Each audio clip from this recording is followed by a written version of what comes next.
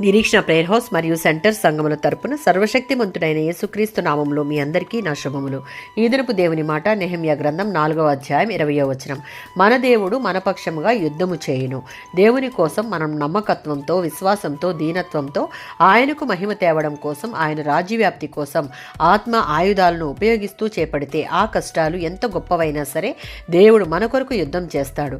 ఈ వచనం ప్రకారం నెహెమ్యాకు బాహ్యంగానే కాక అంతర్గతంగా కూడా ఎన్నో సమస్యలు ఎదురయ్యాయి. వాటన్నిటినీ జయించుటకు తన శక్తి చాలదు గనుక దేవుని యందు నమ్మిక ఉంచి దేవుడే తన పక్షముగా యుద్ధము చేయువాడని చెప్తున్న సందర్భంలోనిది. నిర్గమకాండం 14వ అధ్యాయం 13 నుంచి 15 వచనాలు.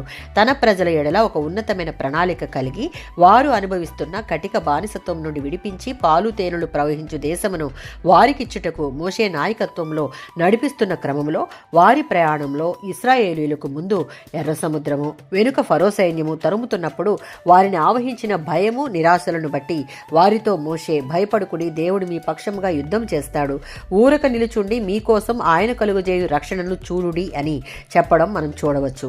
ఇశ్రాయేలీయుల పక్షంగా యుద్ధం చేసి మన ఊహకు అందనిటువంటి విధంగా ఎర్ర సముద్రాన్ని 2 పాయలుగా చేసి ఆరిన నేలను నడిపించి అదే సముద్రంలో ఫరో సైన్యాన్ని హతము చేసి శత్రుశేషము లేకుండా చేసిన విధానం మనం ఇక్కడ చూడవచ్చు. ఇది దేవుని నమ్మిన ప్రతి విశ్వాసి గుర్తుంచుకోవలసిన చారిత్రాత్మకమైన సంఘటన.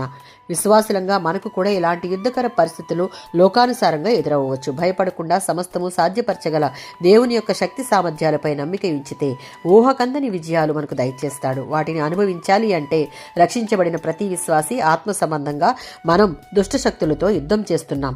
ఈలోక జ్ఞానం, మన శక్తి సామర్థ్యాలు సాతాను దుర్గాలను కోరద్రోయలేవు.